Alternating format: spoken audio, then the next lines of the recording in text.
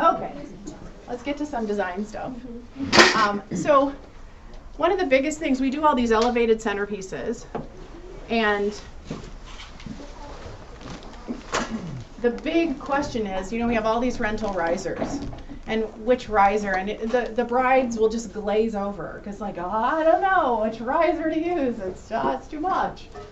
So we have them all on display. We have a sample, just generic silk, and I just want to show you how the riser that you use can completely change the look of the design. So I love this, open, you can put candles in the base of it, it's really sharp. And we're just going to start with this guy.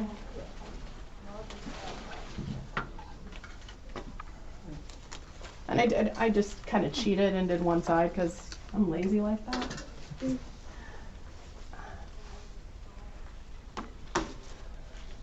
That's done in a tray. That is a single brick of foam. Normally I would use a half a grande brick, so I'd have a little more, but I just, a single brick foam. And this is, again, a combination of permanent.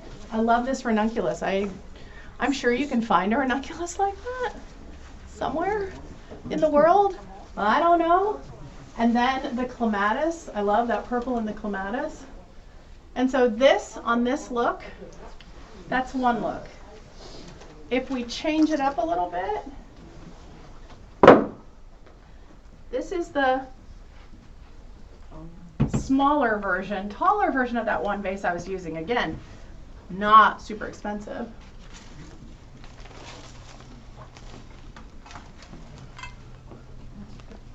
Completely changes the look. Little disproportionate, but you get the idea. But it completely changes the look and the mood on clear glass versus metal. So, and then the blue pulls out the purple. So this is what I always wanted, a rack of all these different color swatches. So you could say, see what this will look like against your peach dress. So because it does, it pulls out whatever you're using and you're pairing with it, it's going to pull out different colors. So we've got that one. And then I have to tell you a story about this lovely guy. So I did a wedding out in LA and I needed an urn. And I was picturing a big urn, but I had 2 giant topiaries that were going in the altar area with all these floating candles and cylinder vases that were going up the stairs. And at the back of the aisle, I had 2 topiaries at the very back of the aisle. And these are not necessarily, this one is actually way more sturdy than the one that I was given. This one screws on. The one that I was given was one of those pop-on ones. And so, 15 minutes before the bride walks down the aisle, thud, and one of the ones at the back of the aisle went over. So clean up on main aisle, and before the bride didn't know anything about it, they ended up propping it up, tying it to the post it was up against. I don't know if someone brushed up against it, but it was a topiary, so the weight is up here, and the urn was not weighted. So you would, of course, weight those things. I was working on site in LA, so I didn't have my normal cinder blocks and 17 vans and phone and, hey, could you bring me this? I didn't have any of that. So, you work with what you have, and sometimes accidents happen, and then those special words come out. So this is the one that you can design in a tray that'll just drop right down in here. You could design in a bucket that would just drop right down in here. But this is one, if I was doing it again with just a tray on top, I would definitely have that weighted so it would be very stable. Okay, a couple other pieces. This, we actually have 2 that are similar to this. They're slightly bigger at the shop, and they weigh, this one is actually very lightweight compared to the ones that we have that take about 3 people to lift. But this actually just sits right down in that lip. So this might be something that would be like back of the aisle. And I wouldn't have to design it all together. Of course, I can just do it, set it right on top. I know the dimensions, and that just drops right down in the lip. And then I have one other one, which I think this container I love. And I love the white ones over there and the green ones over there. Let's pull this on top of the table so you can actually see it. If I can lift it up there.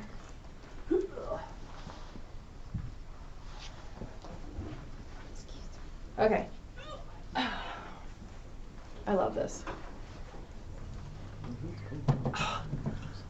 The white ones are stunning. The green ones are stunning. This is also a windward vase.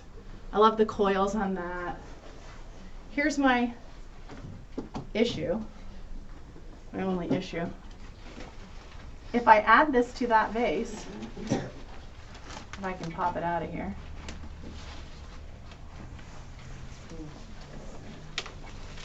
I have a slight disparity in color. So, I have these anemones. So I'm just going to pop in 3 of these anemones. And it's amazing how just a little subtle repetition of the color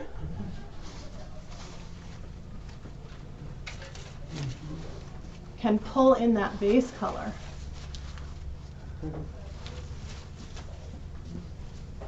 Just that much.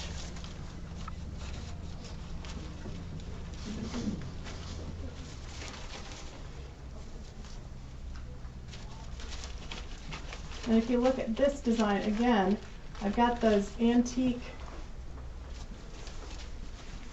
hydrangea in there. Those antique hydrangea are also windward. But just that little bit kind of ties it all together. It doesn't take much. Very nice. I'll take that one home. Okay, questions? Okay, we'll get this off here. Maybe. We'll set it right down here. Oh, that's going to be in the way later, but we'll have someone strong move it later. Abby the strong. Okay. So now I got to figure out where am I? Okay, so this piece right here. Yeah, now it's already in the way.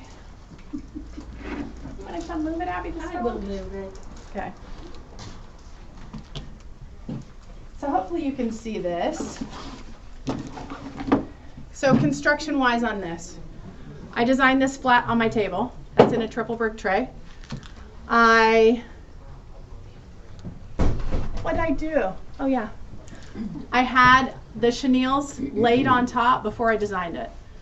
So then when I first put it up, I decided I wanted it higher up. So then that third zip tie, did I say chenille? Zip tie.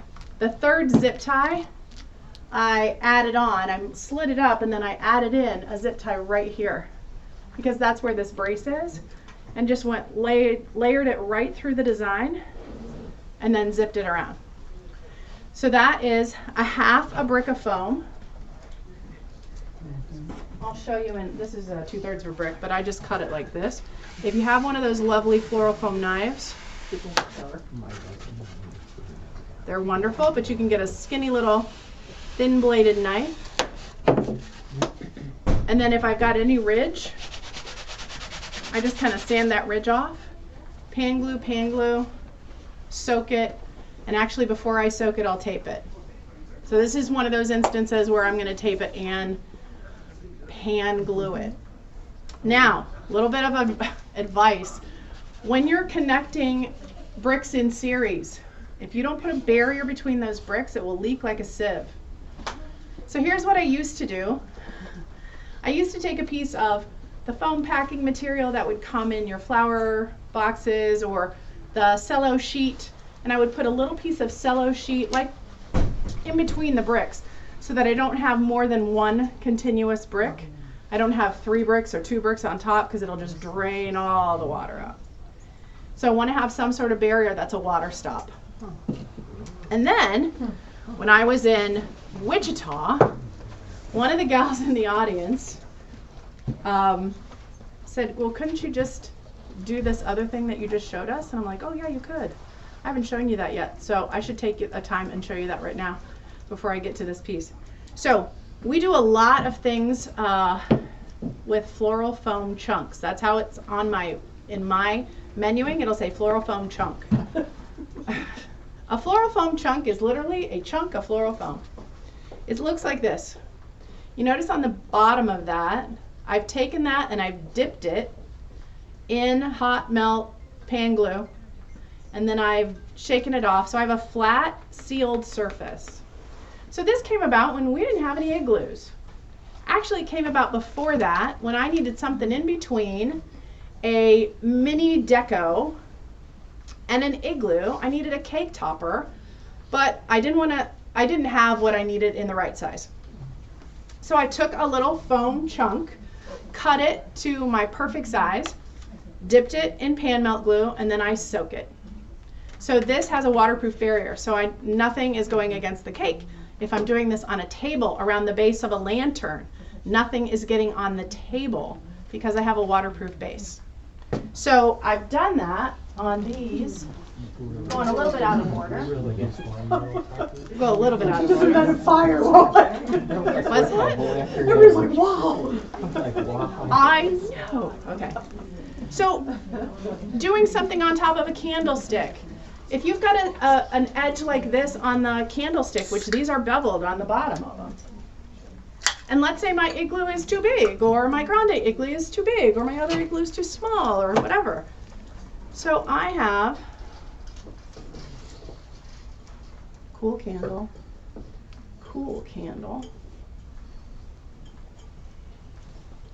and these are done in floral foam chunks. Okay? So I custom fit it to my reservoir, and then I designed right on top of these candlesticks. So this is a floral foam chunk. So if I normally have to charge $2 plus for a brick of foam, I charge $1.50 for this is a sixth of a brick of foam. This is 1/6 of a brick of foam. And on my, instead of an igloo, I might charge $1 for that. I still got $6 for that brick of foam and a little bit of glue. Might charge $1.50, $9 for a single brick of foam.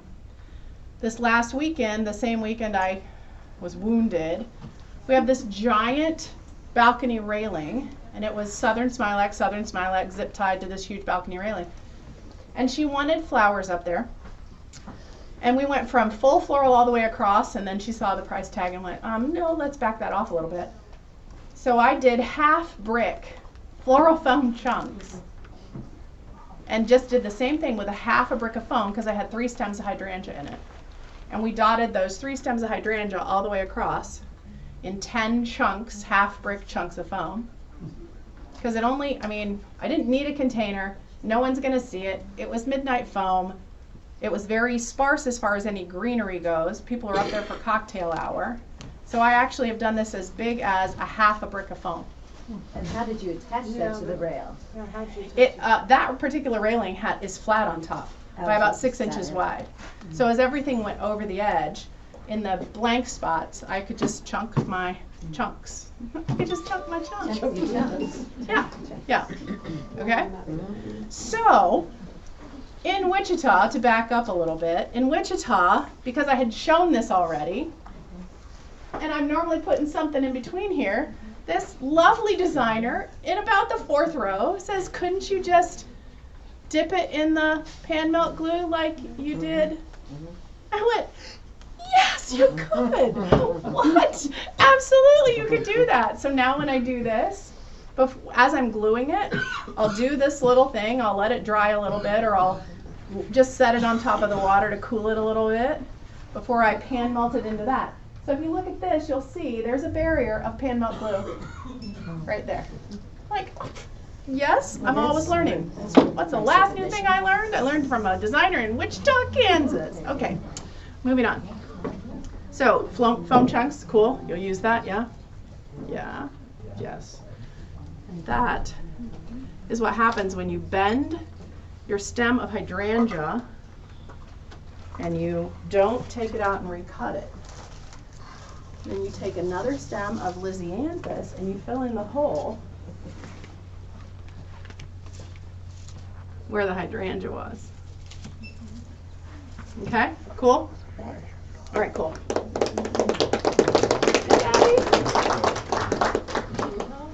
Could run out of. There you go. All right, you be my Vanna. Okay, so now I'm going to show you this one. Okay.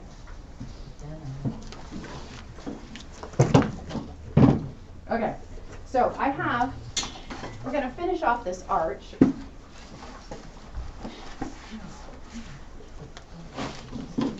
I'm hoping you can see it.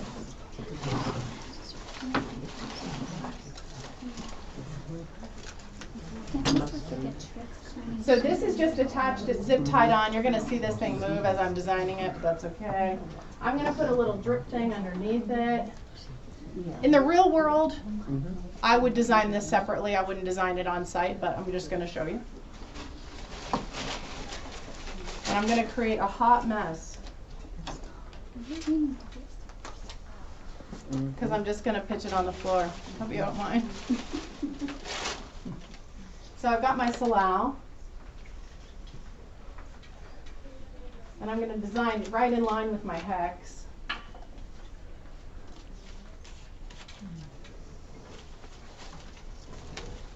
going to start with that salal. And you can see it's only, an 1.5 inches deep, but it grips. If you want to make sure it's going to grip, you could use deluxe foam. But I have not, this is just standard foam. I haven't had a problem with it. Standard foam, but it's black. It's standard foam, but it's black. Yeah.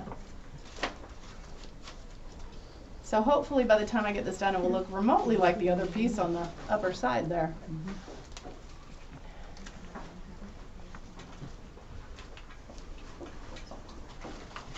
I've got some myrtle, which I love the way the myrtle smells.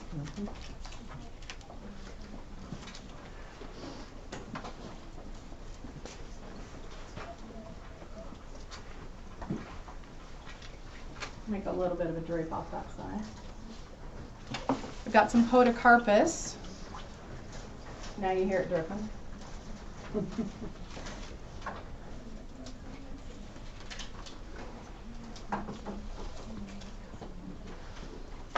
And some Robellini.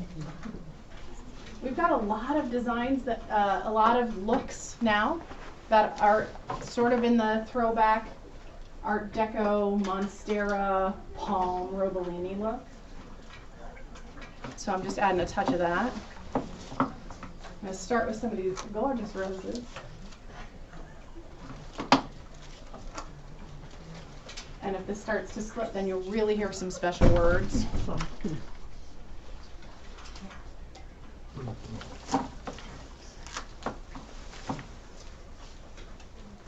That green eye gorgeousness. Got a few more. It looks like a Trix carnation in the middle. It does look like a Trix, and I know a lot of them are called green eye whatever, or green eye. It's pretty. It's just beautiful. I'm going to group some of these together.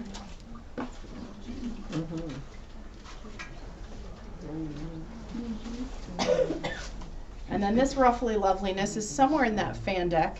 I don't know. There's a fan deck, the cheat sheet fan deck that I just came untied. Now they can really, have fun putting that back together. But I'm sure it's in there somewhere because I think I saw it.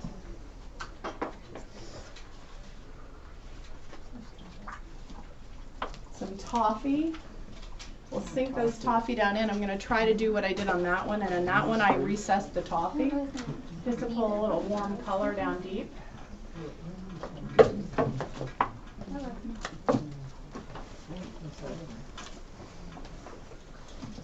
And because I've got this on the corner, I can sort of design in a curve.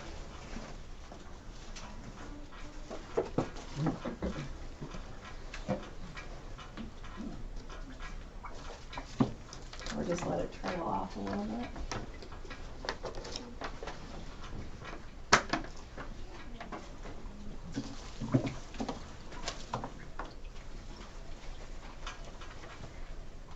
So far, so good? Okay. I've got a couple golden mustard. And then this lovely champagne something delicious. And I brought that in mainly for the Pieris. So I had the Pieris, and some of this rose foliage is just so stunning.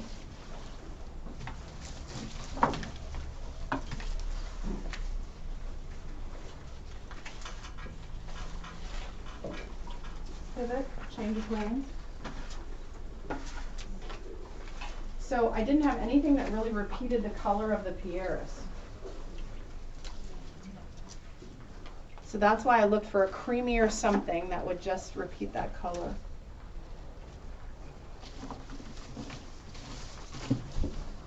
And just a few of them is really all I need. And then by the time I add that Pieris,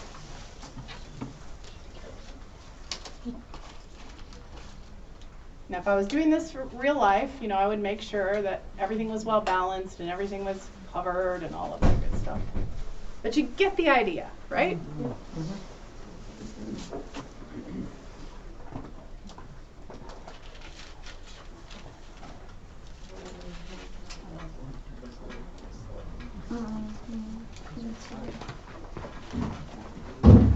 Okay, coming together.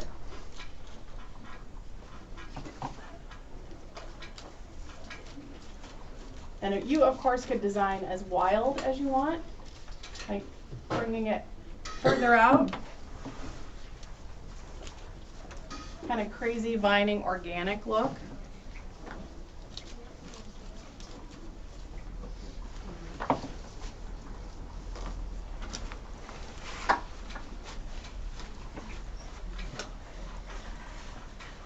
We're getting there.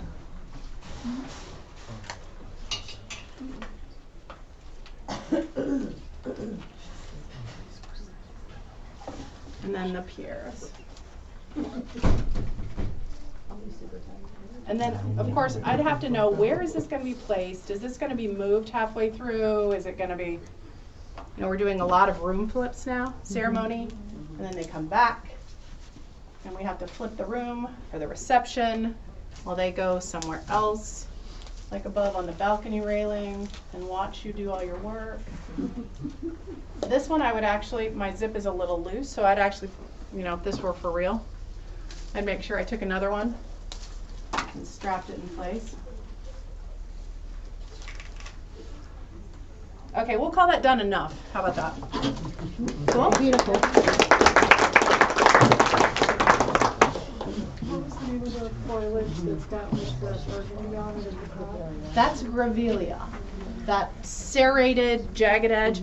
And you can order grevillea blooms, you can order grevillea foliage. Grevillea foliage, sometimes you'll get the bonus of little blooms on it, which is what you see like right here. Can you see that little hairy little creature? Right there. That's a grevillea bloom. That's pretty cool. So very cool. Okay, questions? Good? This is more of a comment when you had said about, you know, the half foam and just zip tying them on. I'm doing all wedding work right now and they all want to take those off, sweetheart tables and head tables. Yes. They're taking them from the ceremony right to there. Yes. So And that anytime, makes it so easy. anytime you can double dip and sell a little bit more or justify a $2,500 aisle Right. because it's going to be part of your centerpieces, then absolutely I find they're much more willing if they can get more use out of it. Really dramatic aisle. So in this wedding last weekend, we had all of the elevated centerpieces were down the aisle. And candle gardens, we had candle gardens on some of the tables that were low, like 20, 16, and 12-inch candle gardens with little satellite vases of spring blooms. Those candle gardens we used underneath the elevated centerpieces down the aisle, and I had redundant candles for the flip. So we used smaller candles for the ceremony because they didn't have to last very long. And then we had redundant candles that we brought for the flip when we transferred all of those to the tables. Smart. Yeah. Okay, so fun trick.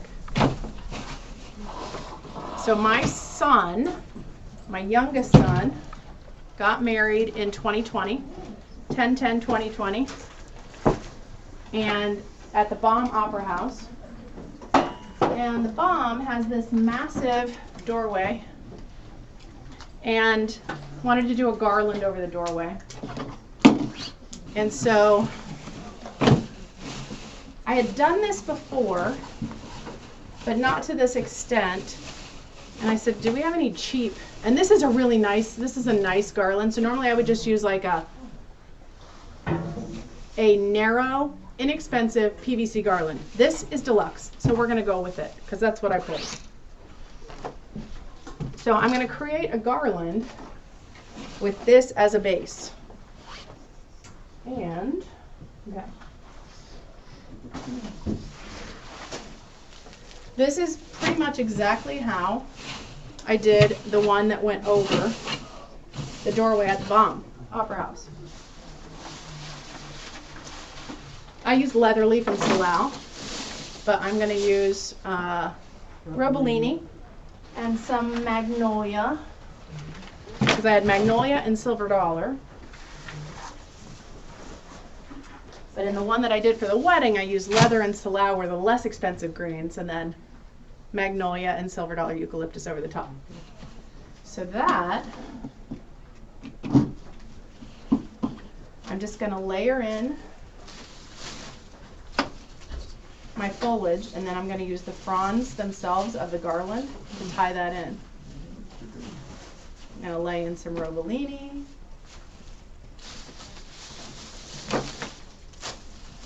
Some silver dollar. I've got some seeded. And then I'm going to use the fronds to tie it in. When this was all up, because I had like a by 12 or a by 10, inexpensive, you couldn't see. No one who saw it knew that it was on a PVC evergreen garland. So I'm just going to continue to layer it in. And I found it took, I had an amount of product I had allotted for this garland. I didn't use half of what I had allotted, what I had brought in for it.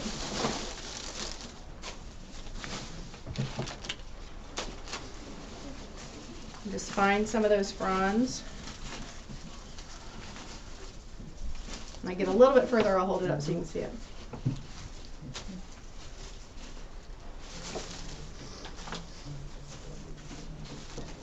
I'm just layering in as I go. Find the next closest set of fronds and twist.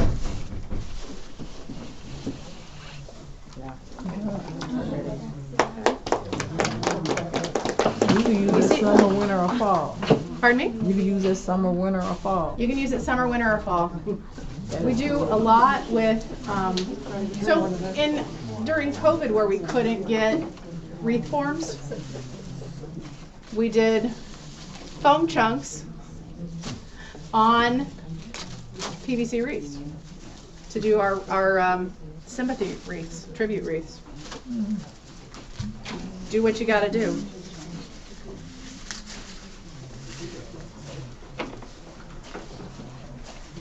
And I'm just layering, one Robellini one way, one the other way.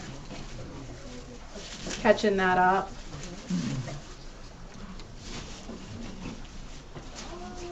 And just keep on going down. We have a long delivery table. It's about 12 feet, maybe longer, 15 feet long. And so I just laid this out on the delivery table and went around the delivery table and layered in all the garland.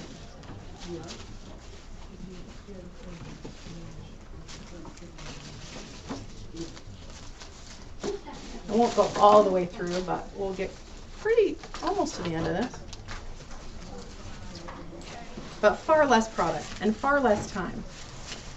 And when you go to hang it, you have a really sturdy backbone. I don't know if you've ever done a really heavy garland, and sometimes it'll pull.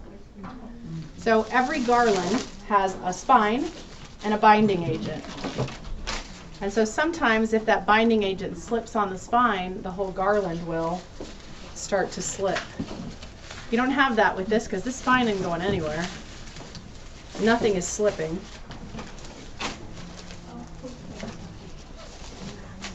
And then if this were going, this is a great one if you wanted to go over the edge of a table and then maybe have a few, you know, live flowers either water tubed or in some foam to add in. You can even do this down the center of a table if you wanted to. But it works great when you're hanging in suspended application.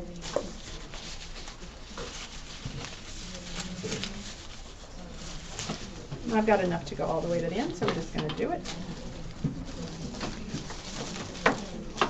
But when you get to the end, if you want to invert and go the other way or tuck in another piece the other way to cover, you can do that. You can see how quick this was. So imagine like 30 feet of it over a doorway.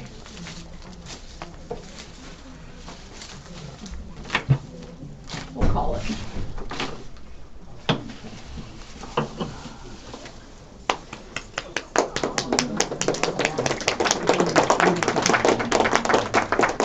Really easy little trick. Okay, now Abby's gonna wear it. It's a great boa. Thank you. Yeah, it is a great boa. It's a wonderful boa. Okay, now. So someone asked me about my little cages. And can you buy them? Yes, sorta. But you can make them. They're easy. So I'm going to show you a couple cages. So Syndicate Sales makes some pillows and eggs. Oh, yeah. And this is my DIY version of that. It's just a grid that I'm going to design through. So any grid, these are, again, it's not a new thing. We've designed in grids forever. So this is just made with Oasis floral mesh. And this is a tube. So this is 5 squares across, and I just rolled it so that one square overlaps and just use the ends of the mesh itself just to tie it off. This is a 4x4, so it's 8 by 4 wide.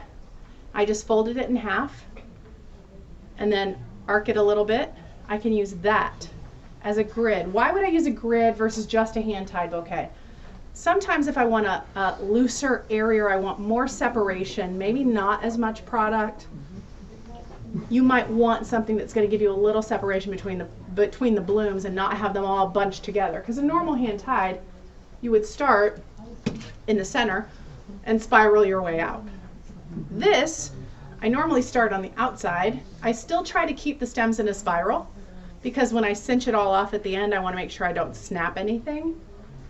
So this is great if you're doing something like maybe a hand-tied cascade, maybe an inverted, a V design, an inverted triangle, maybe something that's a crescent cascade. That's a brilliant one for that. This is great for an all-around. So I'm going to try to cram all this product into one of these. I'm going to use this one. We'll see what this ends up looking like when I get it all done. And I don't have a lot of foliage in this. So I have some silver dollar. I've got some Robellini. Seeded. I've got some, and all these flowers I've already trimmed and cleaned in advance. I've got a little bit of olive. Atomic, that's the name of that rose. Atomic. Atomic. And it's like a look-alike to some other things, but then it might have a different outer petal. I've got some dubium. And I'm going to lay it all out here in front of me. Some orange ranunculus. Those bicolor tulips, some baby green hydrangea. Some of the absolutely most perfect pincushion protea ever. They're permanent. Oh, wow. Yeah. I'm going to attempt to work with this. Hanging amaranthus. It makes me sneeze. I'm just going to warn you in advance. You know, the hazards of being a florist when you find out you're allergic to certain things. I found out I was allergic to this when we were growing it in our greenhouses. And when you grow hanging amaranthus, it's like on a grid. And so you raise the grids as the plant grows, and it grows through the grid, and then it'll start to just drape over. So I went in the greenhouse and we had all these beautiful drapes. And they were like, oh, like right here. And I went, oh, that's so beautiful. And this puff of gold dust flew through the air. And I was talking like this the rest of the day because I couldn't breathe. Yeah. So hanging amaranthus makes me sneeze. I have some alstroemeria. Just a few. And that was a color thing. I pulled that alstro. Again, I might not use everything that's in here, but I'm going to start and I'm just going to hold on to this grid. And then I'm going to lay some stems of greenery just in each end, right through the center. This will be kind of a combo crescent cascade inverted V something with a little drape. I don't know what it'll be until I get it done. So as I'm putting some of the stems through, I'm still going to try to maintain that spiral. Once I've got enough foliage through my grid, then I can hold on to just the stems. Okay? So the other advantage to working in a grid like this, if you have only a few people working in the shop and you're doing a hand tie bouquet and the phone rings, you can set it down and it's not going to go anywhere. I'm going to add a little bit of this olive. This is one of those freestyle.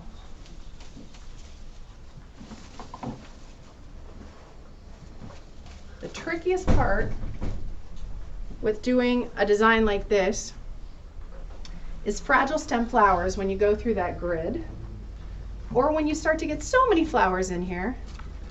I'm going to start with my center.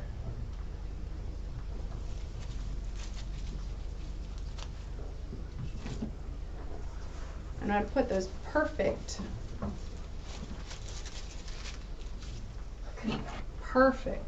pincushion protea right there in the middle. And I'll add my atomic roses, because now I know what they're called.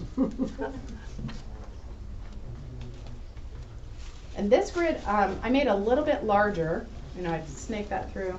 I made it a little bit larger than the last time I did this because I have so much product I want to put in it.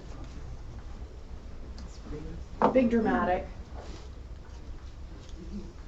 Those big stem flowers go through really easily. And it's just 3 of those atomic roses, and then I'm going to put 3 of these red roses in.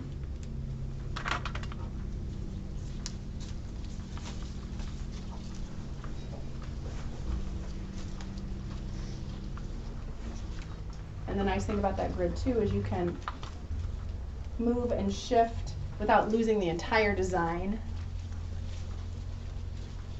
And you can keep a little bit less of a grip on it than if you were normally doing a hand tied. You got to grip that with a death grip.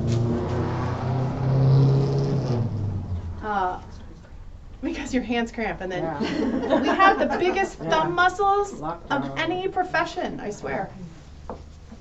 So I'll decide if I want to add that. The tulips are going to be interesting.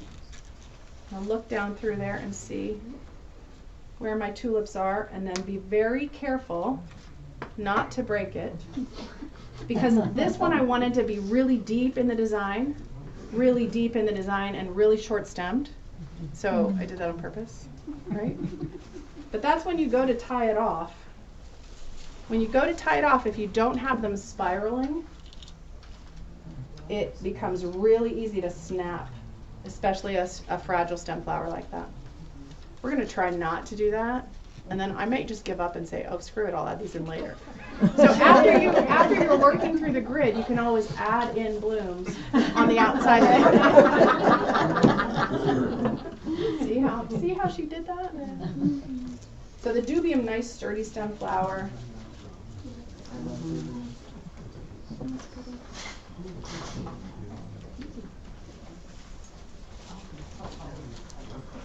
And again, this a little bit lighter, a little bit more open and airy. It's gorgeous. And if I were just trying to hold on to this in a hand tied, I'd need something on the inside of it to give me a little bit of separation between the blooms. So here's a couple other things that you can use. You can use a grid like this. You can also take leather leaf and you can bind leather leaf together. If I had a piece of it, I could show you. But you can bind leather leaf and just wad it up in a ball and use it like a fern frog in the center to give you a little definition. So it doesn't have to live, it just takes up space. So it doesn't really matter how much you abuse it. What was that? Wouldn't it break to wad it like that? It does break to wad it, but no one's going to see it. Okay. And it's not Then it'll adding to hold the design. together. Mhm. It's not adding to the design at all. It's just there for structure. So this would be, if you were doing a cascade bouquet, you could easily do that tube and maybe not come up so high on the other side. Now I'm going to attempt to add some ranunculus through the center. We'll see if we can find a space. Do you wire your ranunculus? I do not wire my ranunculus. Do you wire your ranunculus? Who asked me that? I did. I try not to. You try not to? Sometimes. Try not to. I don't wire my Try not roses. to. I don't wire my Gerber daisies. I don't wire my ranunculus. Unless I have to. I mean, there are some times where you have to. Because you've got to make it behave in a way that it's not going to behave. Like now. Like that. Like that. But we used to, you know, back in the early days of roses, when we didn't have these beautiful long-stemmed gorgeousness, big, thick stemmed, heavy, you know, we had to wire them. The stems were pathetic. We don't have to do that because the stems on these roses are mammoth. Okay, so at some point I'm going to get to a point where I'm going to add in a round, and if I want to tie it off before I do that, I'm going to add in a few more things through before I go to tie it off. I can tie it off in 2 points. I don't have to wait to the end to tie it off. So I've got some hypericum.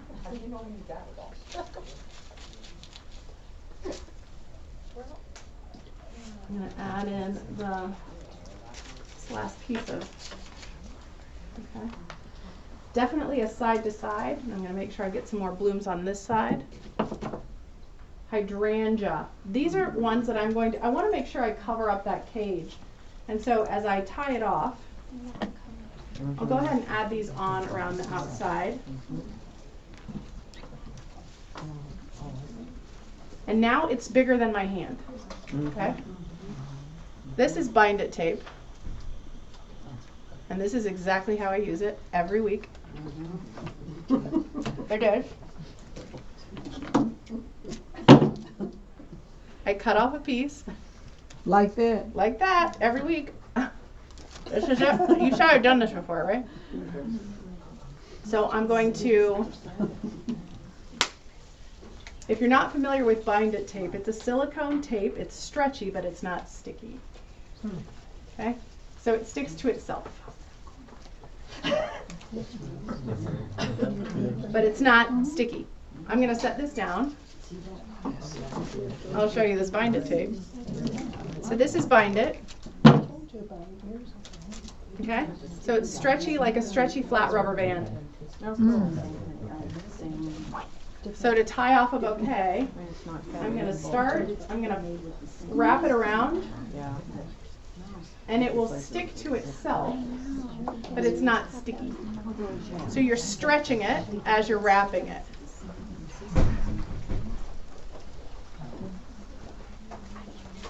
So now I can add in some of these other blooms.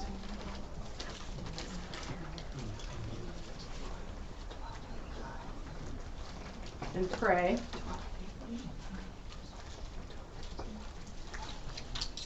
I can still go through the grid.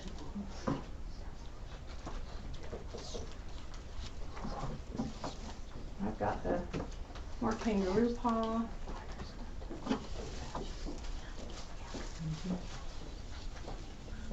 A little more seated.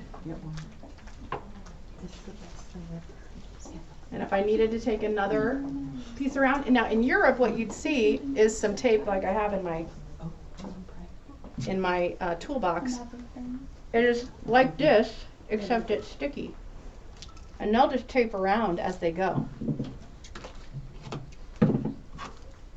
I'm going to tape this in, and then I'm going to add the amaranthus. That will trick you hot. What? That will be the tricky part, Oh. she said. That is so pretty.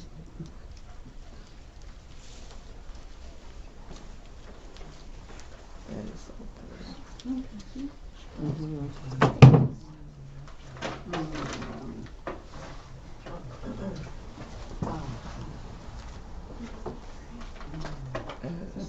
So the amaranthus, and anything else I decide to add in it, I'm going to stop at the amaranthus. And that one piece of seeded. And then we're going to try to cut the whole thing off. But the amaranthus is really what makes that, I think. Yeah? Yeah. That's what's going to make that. So now I'm going to try, of course if this were for an actual bride, I would make sure that all of my mechanics were covered. I would take a little more time with it than I'm taking with you. No offense. That's pretty. And then what I'm going to do, I'm going to stand in front of a mirror. Because you can see in 2D what you often can't see in 3D, as weird as that sounds. You can identify holes. You can find the toughest part. I'm going to actually cut those silk stems first, if I can. I'm going to lay it down because I can. I'm going to cut my silk stems first, and then I'll cut the rest of this. Where was I? I forget. 2D. Look at a mirror. 2D, 3D. Oh yeah, in a mirror. So we have a mirror right in our wedding area. And I'm going to hold it. I'm going to stand in front. I'm going to turn it around. I'm going to find, oh, there's a hole right there. Because sometimes you just don't see it. I got to find which is the last silk stem. Okay. Sometimes taking a picture of it too.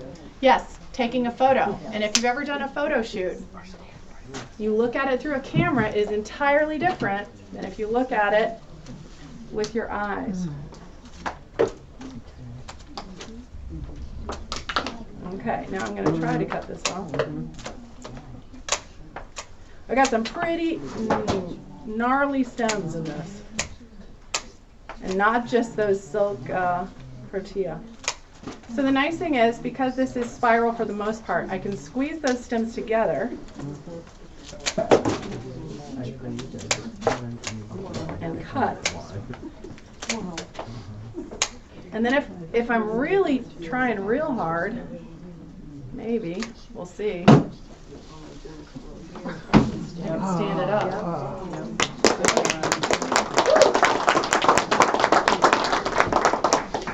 Definitely freeform, right? And then those protea I can actually reposition wherever I want them. Okay, cool.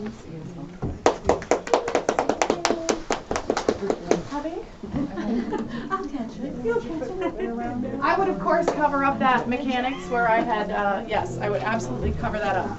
The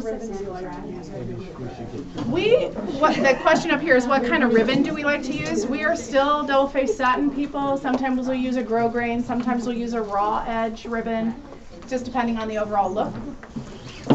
Okay, I think I have a couple more. So this one, I have two more things to show you.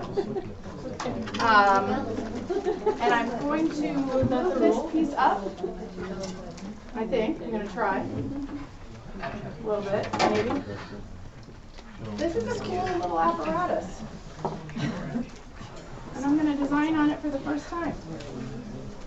But I couldn't not, because it's really cool.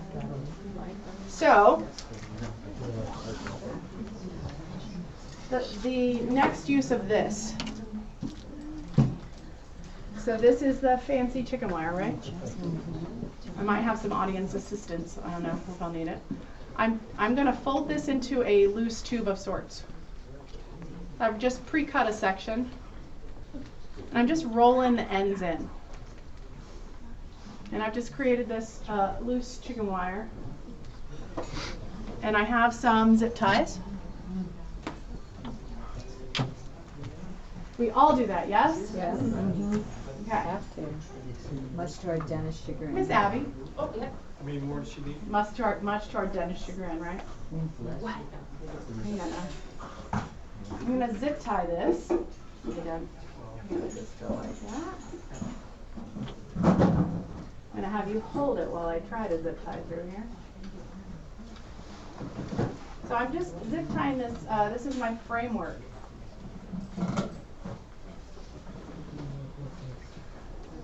Now, ideally, I would have used gold against this gold frame, but honestly, I was going to do it on this thing, and then I thought, no, this is here, so I'm going to use this because this is cool.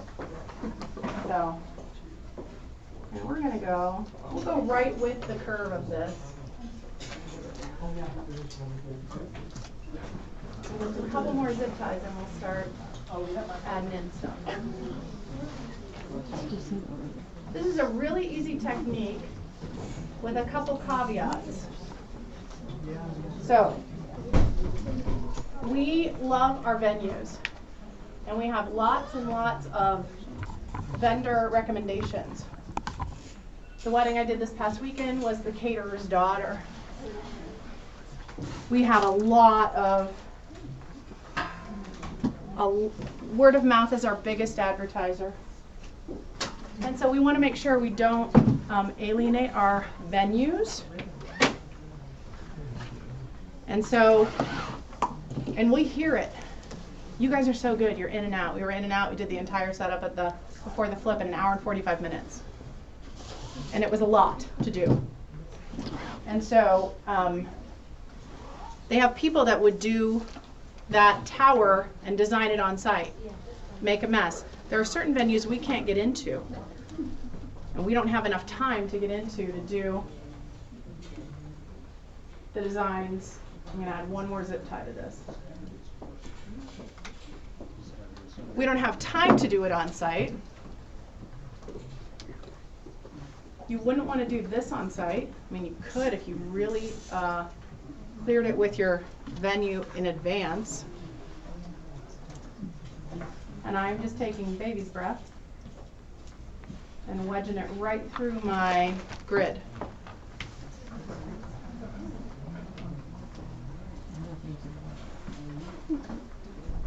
I've done something like this at the shop and then mounted it on site.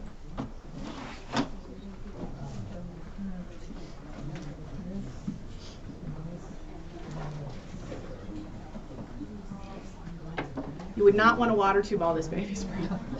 So this is something I would do and then spray the tar out of it with Crowning Glory.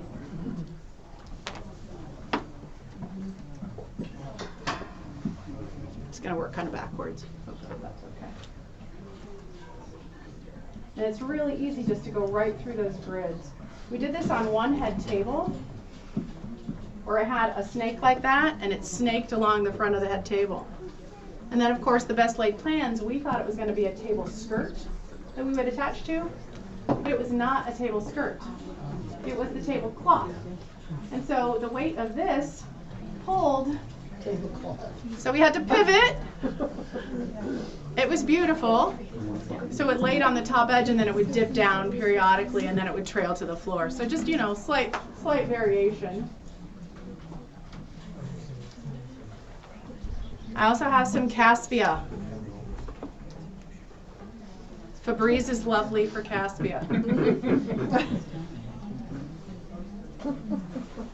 That's just going to give me a little texture and purple color.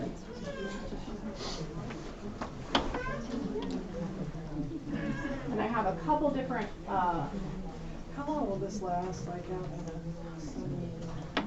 busy or if it's windy. So if you set this up right before the event, and you know, I would not hesitate to do this, to have this,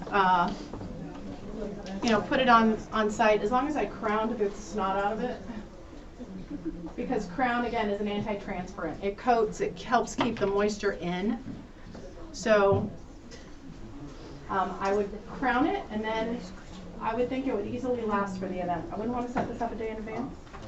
If you could set this up in the morning, I would think it would be okay. I think if you depend, you know, weather dependent. If this is in direct sun, 98 degrees, you know, all day long for 8 hours before your event, could you guarantee anything then? I did SAF. I did an American-grown flower wall photo backdrop thing. And that was 100 and I don't know what degrees. We set it up before the dinner. We didn't know we were also required to tear it down. So we went to lunch, and the next day we went to lunch, and we noticed that it was still up. And I said, okay, ladies, if that's still up, when we get done with lunch, then we're probably gonna have to tear it down. So we went to go tear that thing down, and it had been crowned because I knew it was gonna be outside, and it was in Palm Springs desert. Yes, hot. So we had shellacked it with Crown and Glory. And we had it was all California grown products. So it had sunflowers. There were, I can't even remember what all was in it. But the sunflowers were the first things that went down. Everything else that you would have expected to go down was still looking pretty good for being 24 hours in that heat. I won't continue and do the whole thing, but you get the idea. It just like goes right through there, and the little knobs and all of that in the baby's breath just grip. And you can shove whole chunks through. I've got two different kinds of gyp. I've got Million Star and that big bloom gyp. Fluffiness. So you can see how you could create big, beautiful, billowy clouds. You can do this with enhanced gyp if you wanted to do like a puffy pink baby shower. Or a bubblegum, whatever. Questions? Did some popcorn arrangements a few weeks ago.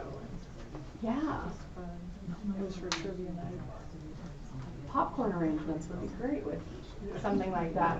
But it's very lightweight. The structure's very lightweight. You could easily design this and then just zip it on site.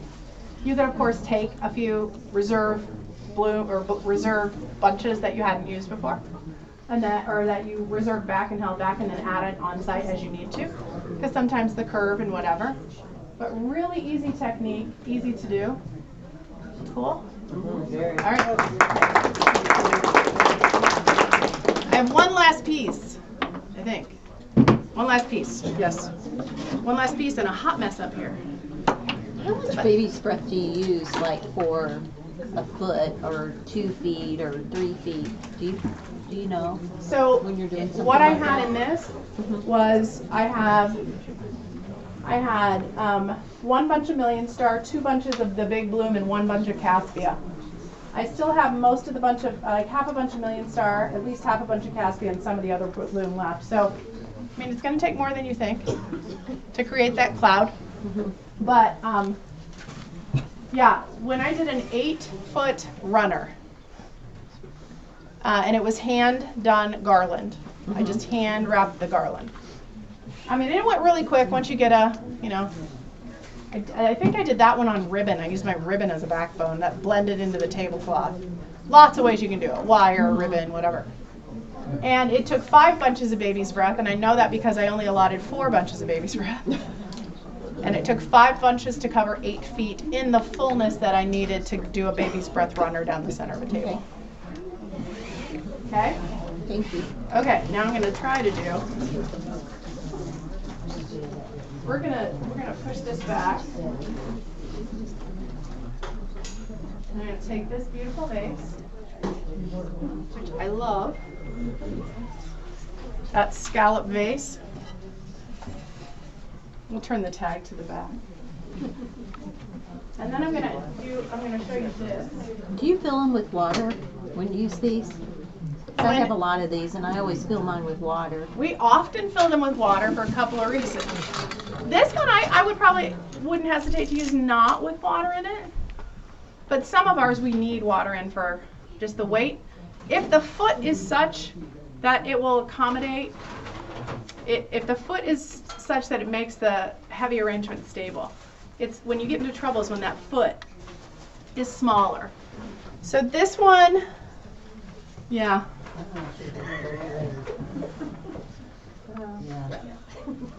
I'm going to use it like this. This one might be one I'm going to fill up with water. And then just know that your time on site, the amount of water, is the venue have water that's readily available, that sort of thing. So this arrangement,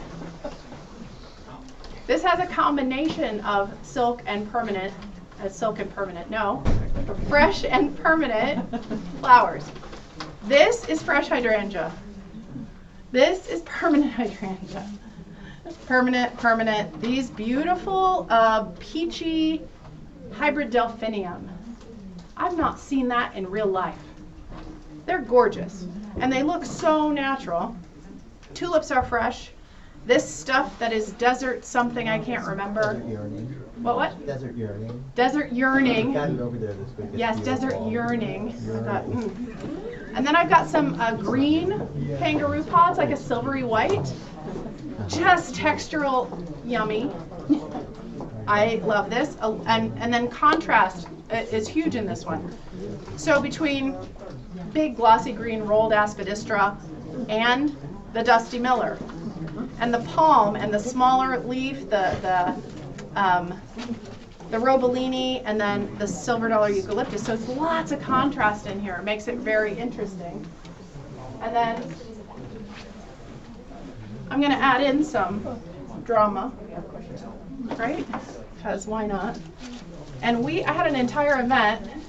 We did a South Asian wedding show, which we did as a favor to the venue. They invited us, and we decided to, we would be a part of it as a favor to the venue. And at that, we got a request for a wedding 3 weeks from then for 500 people at the Cincinnati Museum Center. And you had lots of vendors involved, so we weren't the only florist. But we have gorgeous white Phalaenopsis orchids that we rent. And so we had Monstera, Palm, Phalaenopsis orchid arrangements that they rented. And then they had another florist who did some other big tree arrangements with suspended orbs with candles, and we had the much easier setup. We're just gonna. So the orchids, they're just stunning orchids. I'll move this up a little bit.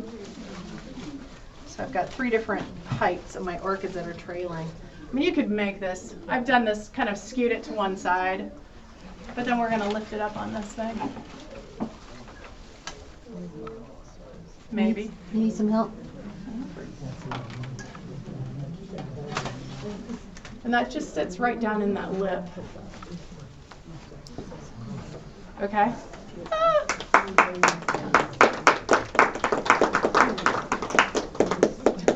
Yeah, now that's got enough weight on the top of it. I might want